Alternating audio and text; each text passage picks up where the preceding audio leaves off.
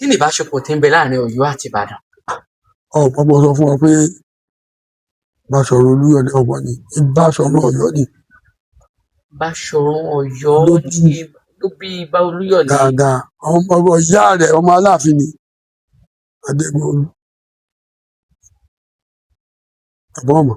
tó wá bó wọn ti jọ jẹ́ wọ́n ti di mọ̀lẹ́bí. torí tẹ́lẹ̀ títí di after 1946 sí 1930 tí wọ́n bá fẹ́ jẹ Olúbàdàn wọ́n lọ Ọ̀yọ́ ni.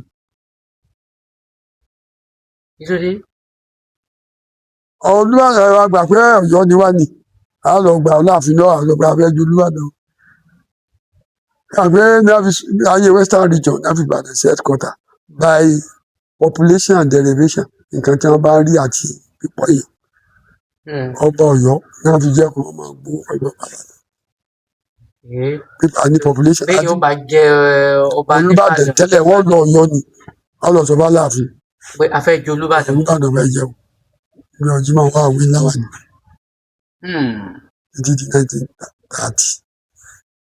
ṣùgbọ́n àwọn kan náà tún sọ wípé bí wọ́n bá jẹ Aláàfin pé Ìbàdàn gan-an ló fi Aláàfin jẹ. ó dìjà nífẹ̀ẹ́ yọ kó mi ààrẹ jà ọ̀rẹ́ Ìbà Olúyọ̀lé ó lóun fẹ́ jẹ Aláàfin jagunjagun sì ni ọ̀rẹ́ Ìbà Olúyọ̀lé sì ni ilé ìyá àwọn ọ̀jẹ̀ kiri nínú ààrẹ ìjà yìí lọ́wọ́ àgàgà